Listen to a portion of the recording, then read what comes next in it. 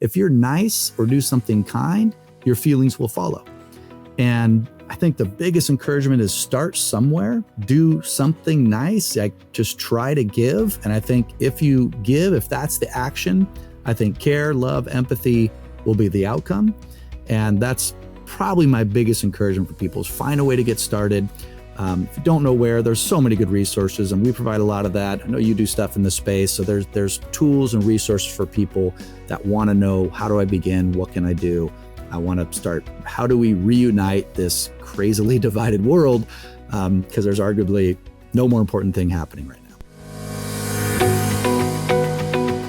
You're listening to the Nonprofit Counsel Podcast with host May Harris. Welcome to the Nonprofit Counsel Podcast. Today, my guest is Ryan Ponsford, who is the co-founder of, let me get it right, Gateway for Good, which is a for-profit organization headquartered in Delaware, a public benefit corporation that really serves the sector, as well as the founder of a nonprofit called Main Street Philanthropy. Welcome to the Nonprofit Counsel Podcast, Ryan. Thank you. Pleasure to be here. Well, we were discussing kind of before we started on the podcast that this is the first time we've really truly been introduced, but I loved reading more information about how you kind of got into the nonprofit sector. And one thing that really struck me is something I've heard again and again, which is your first experience was kind of because it was required. Maybe you can tell me a little bit about that experience. Yeah, good question. This might be common for people, but at the time I was working in the financial services space, I was in private banking, and one of the recommendations was to get involved with a nonprofit board. Now, I think the secret purpose was they thought that, other people of wealth were at nonprofits, and so it would be a way to get clients. I'm not a big fan of that reason for doing things. But I complied and I got pulled onto a nonprofit board in the arts and culture space. And it's a space I do love, I do enjoy, but it was a very unusual experience. It was my first, and I probably sat on that board for close to a year before I ever got brave enough to really ask questions. And that is a very common thing I hear. Yeah. Very common. Yeah. Yeah. I mean, they kind of had this way of doing things that to me didn't make sense, but I also assumed I was new to this. I was young. I was from the financial space and none of the finances made sense to me, but I just assumed that was my misunderstanding. And they seemed to pass budgets and approve things that didn't mathematically make sense. And so I kind of just kept my mouth shut.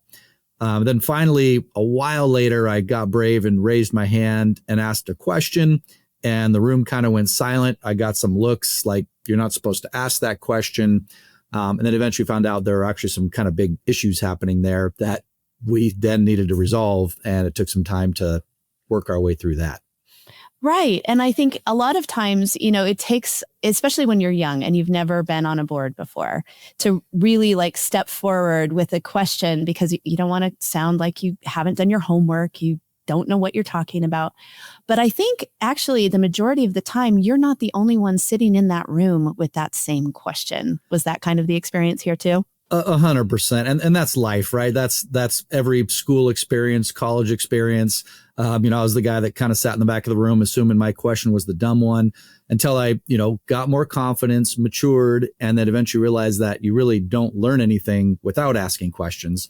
And I finally figured out that conversation and question is a great way to learn. And so it did take me a while. And also figured out that actually a lot of people in nonprofit sectors, there's not a lot of, I'll call it training. I don't know if that's the right word for it, but ways for people to know how to evaluate an organization and, look at the financials or, the tax returns. It's all public information, but most people don't know that, where to find them, what to even look for, trying to assess what is the functionality of this board. And so it can be difficult for people new to this sector or, coming even from a business environment that have been in a long time to even know, what questions to ask. Is it appropriate? Some people get easily offended. And so it's just a very different dynamic working in that space. Absolutely. And so you really mentioned a lot of this is public knowledge anyway. The 990s are public. They're on the IRS website. They, are on Candid or GuideStar, same. And they are on a lot of state attorney general's websites. And then you're also supposed to provide a copy to the public when asked. So at the end of the day, this is all public information. So you should be asking questions. You should try to understand them. And, one thing that you said, which is there isn't a lot of training on this kind of thing. Well, there's a lot more than there used to be. Thank goodness for the internet and a lot of consultants who are doing, really great work in this space. So the resources are out there if you look for them.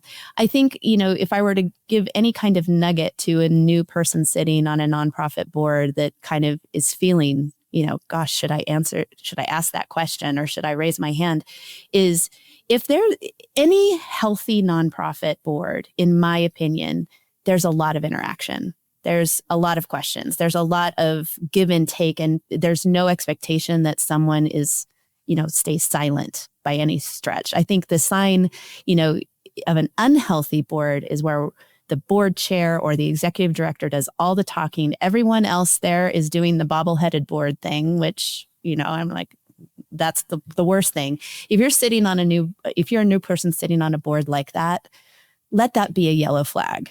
Start asking those questions. Start exploring, what does this line item mean on our financial statement? Please tell me what's going on here. Don't be afraid to do that, because really you have a duty to do it when you really think about it, to have that duty of inquiry, right? 100%. Absolutely. I mean, it's if no one's going to ask questions, then what do you need those people for? They're just the yes men. Yeah, they just go home, right? Stop wasting. You're not investing your time well, nor are you contributing to the success of the thing. We don't need bodies. It's interesting. I now have a whole new approach. If I join a board, it's more of a warning to them than it is anything. It's, hey, I might be interested. I avoid most boards, but I will warn, I can't halfway do it. So if I'm going to join, I'm probably going to be a real pain for you, because I am going to ask hard questions. I can't help it. I want to understand how it works. I'm going to push, promote, challenge what you think, challenge the mission. Are we aligned? How are we making decisions? Are they, good, suitable, financially sound decisions? And I can't not do that. And so, sometimes it's a warning. You may not want me part of this board because I will probably be a bother to you. So it is interesting as you learn the space and figure out how can you contribute and how, not to be dead weight, because that is, again, not helpful. Absolutely. I couldn't agree more. I wish there were more individuals like you because, nonprofits, they are always like, desperate to find that next great board member. But I think, to your point, they should be perfectly clear on what that perfect, awesome board member looks like. And for organizations that truly want to grow and scale and be effective and impactful in their communities, they're going to want board members who do exactly that, which is ask questions, understand, how can I be of assistance? How can I push this mission forward? And if you don't even know what the mission is and how it's being applied, you can't push it forward, right? True. Yeah. And I've found there's different, I'll call it, purposes behind boards or motivations behind how boards are designed. There's working boards where they expect people on the board to do most of the work for the organization. There's people go find board members because they think they can write big checks or know people that can write big checks. That's one of the most common. And then there's more, strategic guidance and governance boards, which I think is kind of the ultimate purpose of a board. But there's a wide range of how they actually function and what the organizations are looking for, whether they know it or not. So there is a range of that. And I think that's what's important to be clear on. I've found, it's because of the number of things that I do, it's hard to be on a working board. I've got enough day jobs and I love providing counsel and guidance. Other people love the working board. They want to go volunteer. They want to get their hands dirty. They want to, show up and do the work. That's great. Just it's important to know what you're getting into as an individual, and as a board, know what you're asking and what you're expecting of people, because unmet expectations typically lead to unhappiness. So, there's a clear correlation there of managing expectations along the way. Well, very well taken, because I think in my experience, the working board, it's kind of a question of maturity of an organization. You'll see those working boards when they're young, the first 5 to 10 years of being established, they need people that are working because they haven't built the systems and the management and this everything that goes into running a nonprofit. And, there's a certain personality type for board members that align to that. You mentioned that, and I 100% agree, that flourish in that kind of startup, kind of mode. And then there are others, and that really flourish more in the advisory, the governance. Let's meet quarterly and really do a deep dive into these things, not a monthly, let's get the work done kind of thing. Mm-hmm. But I've seen it really in, maturing organizations. So you have been a founder of a nonprofit. So you've been in that kind of startup phase. So tell me a little bit about why you started, what is it, Main Street? Yeah, Main Street Philanthropy. Tell me about the genesis of that. So great question, a bit of a story. I'll try and do a slightly shortened version of it because it is fascinating. The easy answer is to somewhat started it kicking and screaming. The goal was not to get into the space or start a nonprofit or have another entity. It's not easy to set up. It's not easy to run. There's plenty of them out there. So, I would always tell people if you can partner with somebody, that's a much easier route than starting one. But really it stemmed from trying to solve an issue that was more acute and then realizing it was much broader. And to go kind of back to the origin, I was working in wealth management and working on families where families transition wealth. And when wealth transfers to kids have a tendency to blow the money and end up hating each other. And it's a real big issue in wealth transition. And to me, the big concern was especially around relationships in families and the fracture that happened around transition of assets or wealth. And I could study what are the characteristics of those that were successful, those that failed. But it was really hard to create connection within family members. They needed a vision. Kids needed financial literacy and understanding. They needed trust and communication and connection with generations in the family in order for that to work out smoothly. So as I looked around, one of the most powerful tools I found to create connection within families and then realize the broad use of it was around giving. And I realized that I could have families give together and create very unique experiences where they found common ground around causes, things they would love to change about the world if they could. I was able to teach them financial principles around we're not going to donate to organizations, we're going to invest in them, which is where the 990 tax return came into play and how do you analyze those.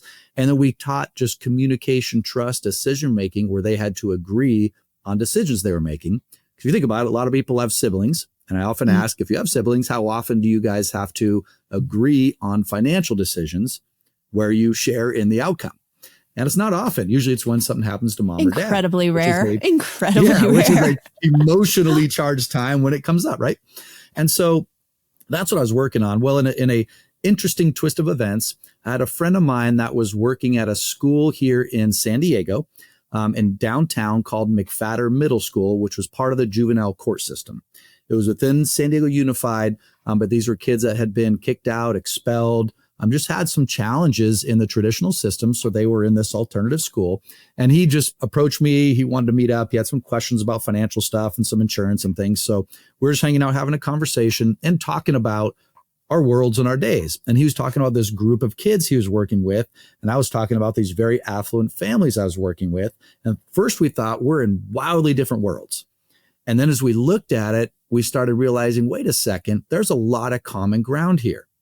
The kids he was working with had a lack of purpose, of vision, of I can do mindset. They had a big lack of just financial understanding. They'd never been taught financial tools, principles, how to handle money. And a lot of them had very significant challenges with trust and communication within their own families, within their peers. And so we said, well, what if we raise some money and put these kids on the giving side of philanthropy? And what if we change the script and had them be the ones that gave? They've been beneficiaries of organizations in the past. What if we put them on the giving side?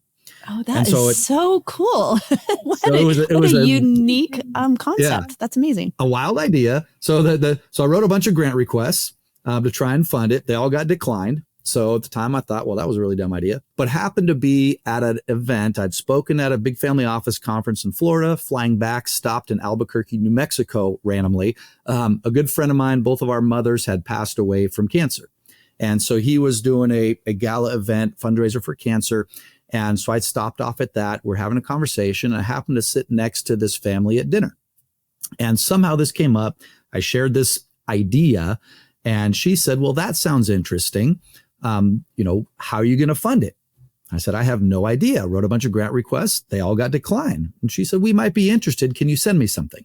So I didn't have anything. So on the airplane from Albuquerque to San Diego, opened my laptop, wrote a 10-week curriculum, sent it off to her. She'd called me that Saturday morning and said, Ryan, this is great. Where do I send a check? And so I have a phrase that comes up a lot, and pardon my language, but it's, oh crap, they said yes. And so this was a great, oh crap, they said yes moment, where the next thing I knew, I was, 8 weeks in a classroom with my friend Scott, working with these kids 2 hours a day, once a week, and going through this entire giving experience where we had them identify causes they cared about, put them in groups where they had overlapping causes. They went and evaluated, visited, identified organizations. And at the end, we got in buses, went and delivered checks. And it was mind blowing. They blogged each week as they went through it. So we got to really ask questions and hear from them what was happening as they were going through this transition. And those blogs to this day are some of my favorite writings I've ever read, just about their new understanding of the connection they had with their peers.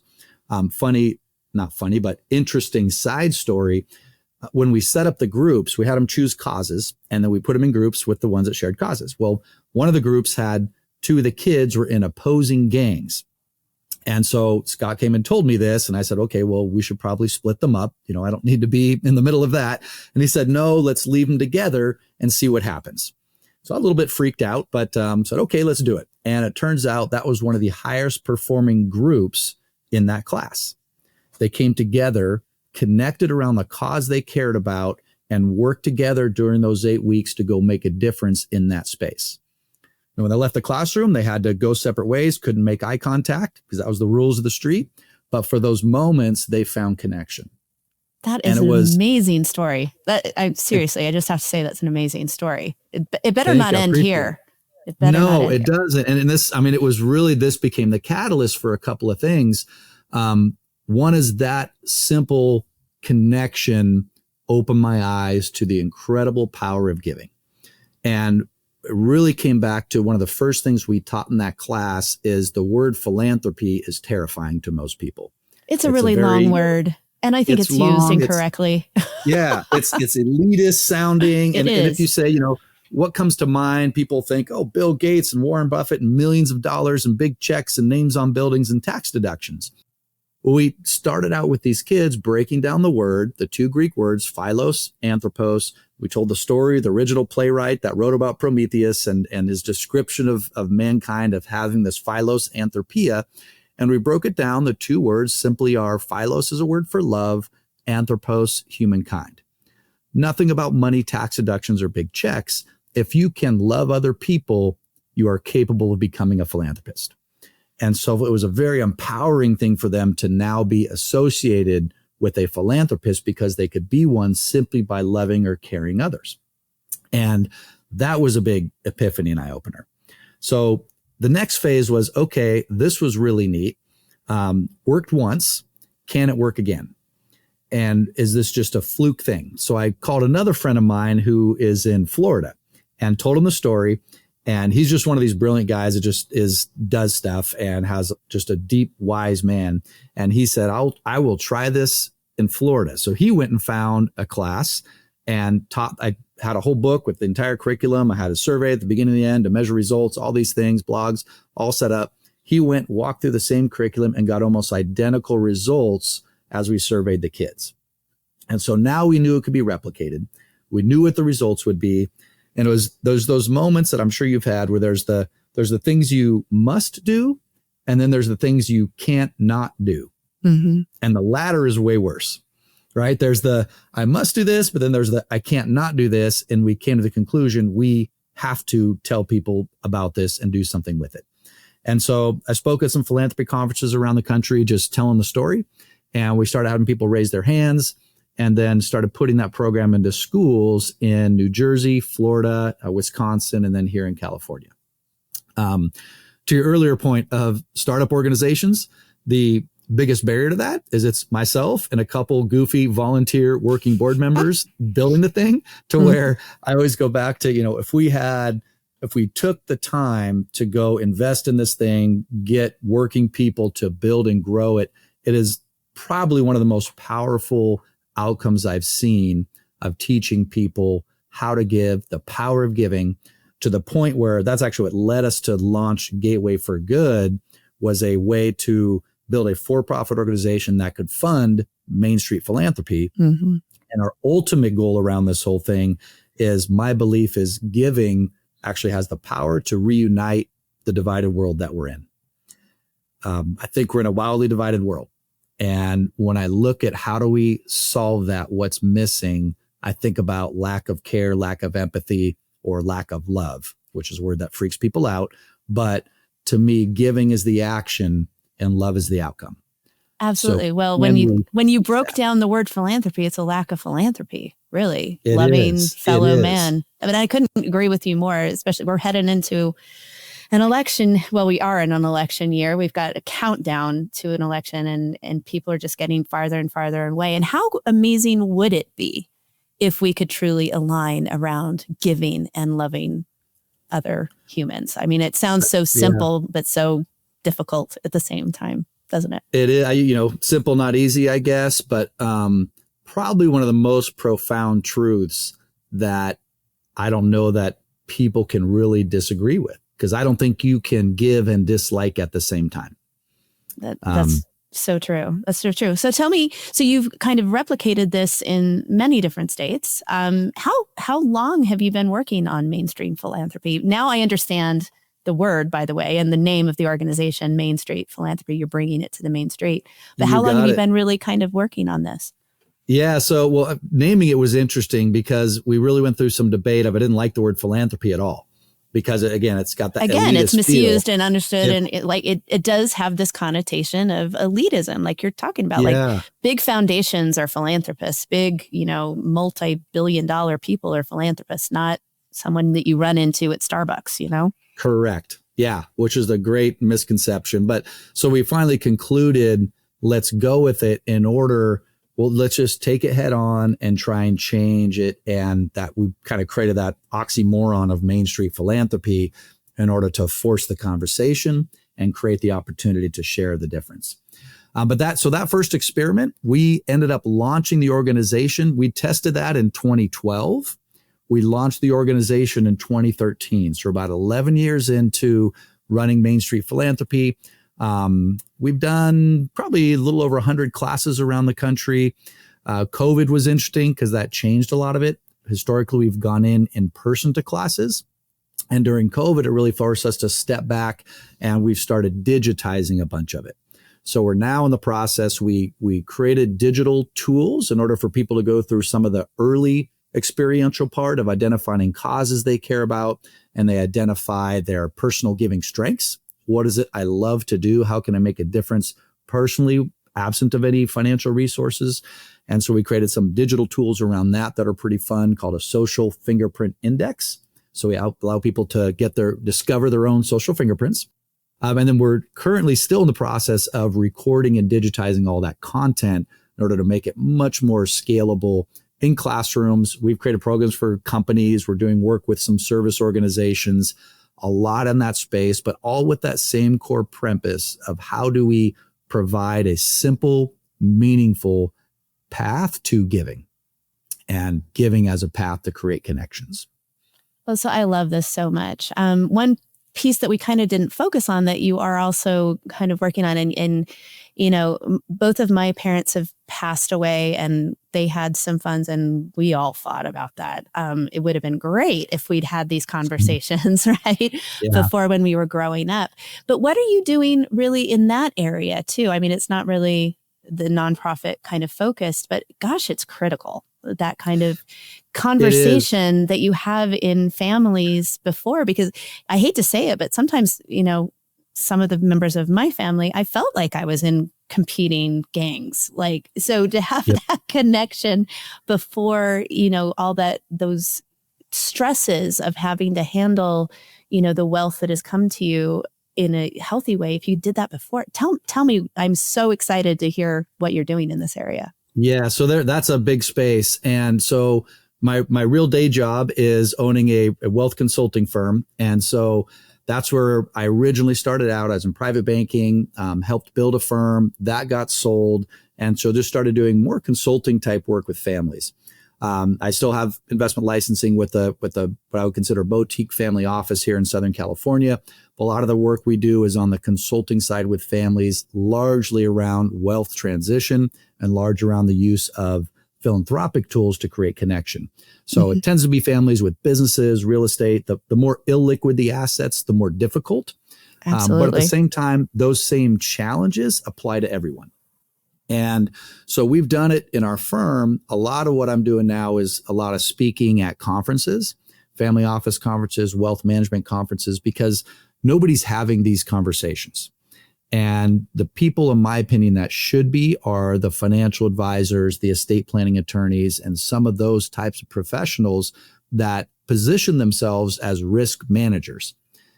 We help manage the risk of your family and create better outcomes. But what I learned is there's very little conversation around the potential risk of your kids not liking each other or never speaking to each other or blowing 100% of what you've spent your lifetime creating. And, you can talk about investment risk, taxes and economics as much as you want. But if you're talking about the probability, 70% chance you lose 100% of your assets and relationships with your kids within a generation or two, that's real. And that's a real risk that no one talks about. Exactly. Yeah. I Nobody think wants to. No. What do you mean my children won't get along? What do you mean they're going to be spendthrifts and decide to invest in all sorts of really weird, wacky things? I guess maybe you just don't want to think about it. But to your point, the advisors that, these individuals are relying on, it behooves them to actually have that real conversation, right? This is something we need to bring to the surface, as painful as it might be. Yeah. The problem is it's hard. Like there's not a real proven business model for it. And again, that was part of what made me start doing philanthropy with families. And this is sort of a funny side story around a family that was kind of the impetus for this.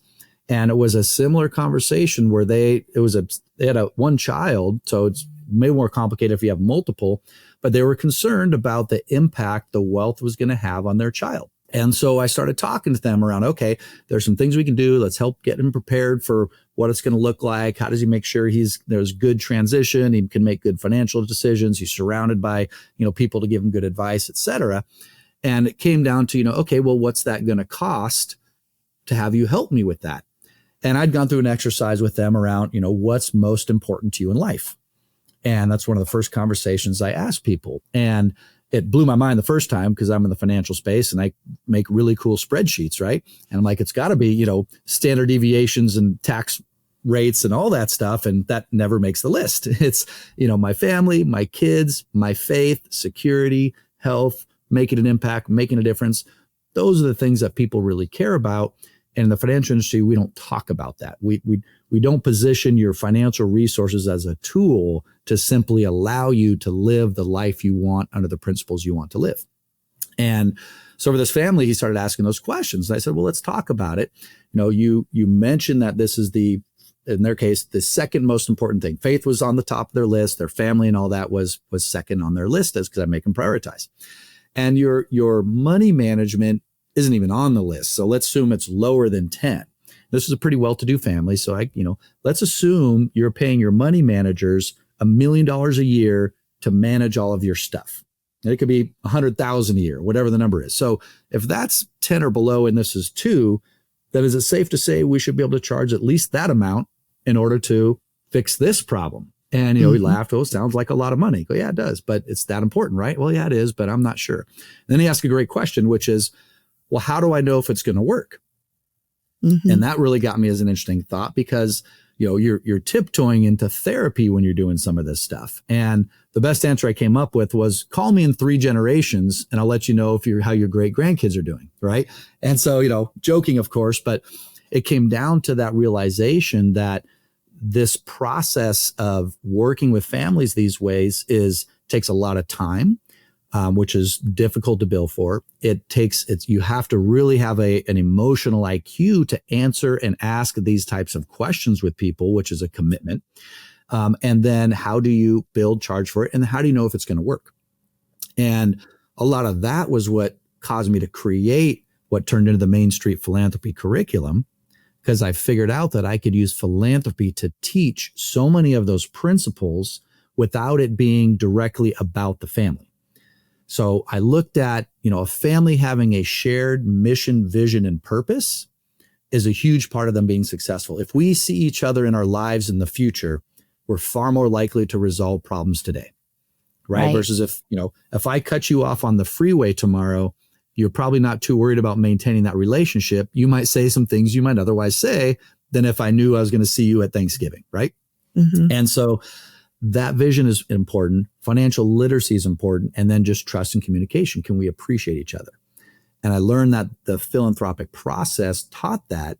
And I could create a program that I had a beginning, it had an end, and I could objectively measure the results. Do you know what really strikes me is you've got these 2, you've got this philanthropy, this nonprofit, curriculum that you're working on and doing some amazing things here. And then you've got this for-profit that's really going into families and asking those tough questions. And it really occurred to me, really you're asking one question, but it doesn't matter who you're asking it. And that's like, think about what really matters to you. What can we connect on together in a way that goes above and beyond money, or above and beyond the gangs, or above and beyond the struggles that you're having on a day-to-day basis? You're asking the same question, just in a very different setting, right? And I think that's the real struggle. People, especially when they bring on advisors, I'm in the same space. They just want the answers and they want to move on and, fix me, tell me where to go here. But you can't really do that competently, I guess, in my opinion, if you don't know what they really care about. What is it that, is the most important thing to you going forward? And I think it's so amazing how you have found 2 different ways and 2 different avenues where you're really asking the same question and you're making a significant impact in both of those. So well done. I appreciate that. Thank you. It is interesting. People get confused. You do all these things. Not really. To your point, it all boils down to one thing. Asking a question. Yeah. What is the thing? And it's not really all that complicated at the end. We always say that, answers are easy. Anybody can give you the answers they think you want and sell you a thing that you think you want. The challenge is, do you ask good questions and get people to think about it a little differently? And now that, to your point, if you want to provide good counsel without knowing that, how do you even begin? I could never just float on the surface. You're just floating on the surface. Right. And that works for a lot of people. It does. I never found that to work for me. And so this is where I ended up. I actually think it's because I'm a little too curious. I'm like, well, why? Why would you want to do that? Why is that important to you again? And once I fully understand that, then I can advise you a heck of a lot better. But you've put it in a way that really makes a lot of sense. So is there anything else that you would like to kind of let our listeners know, another nugget or something that you think is really important to share? I just think the big thing, with all that's going on, you mentioned election cycle and all that type of stuff, and it's so easy to get caught up in all the noise. And, to me, technology has become this even increasingly divided thing, because you look up something and you get more feeds on that one thing and it drags you farther down a rabbit hole. It's never to pull people together. It's always to pull them deeper away. And to make judgments. and judge and not listen and not care. And the biggest thing I wish people could hear is the importance of caring, listening. And if you're, not sure how to do that, or even people that just aren't feeling good or depressed or whatever it is, do something for somebody else. That I believe that feelings follow actions. Feelings follow actions. There's a lot of things we don't feel like doing, and we act first, your feelings will follow. Simple thing is going to the gym, right? How often do you wake up and feel like going to the gym, right? Almost never, until you cross that threshold and you're one of those people that must go, right? But until then, you have to force yourself to take action. But when you're done, you feel great. You're happy you did. And then the next day, you don't feel like it again. So you have to take action, do it again. The relationships can be similar. Somebody can offend you, hurt your feelings, could be a spouse or someone you care about, and you want to be mean to them because they hurt you or offended you. But if you're nice or do something kind, your feelings will follow.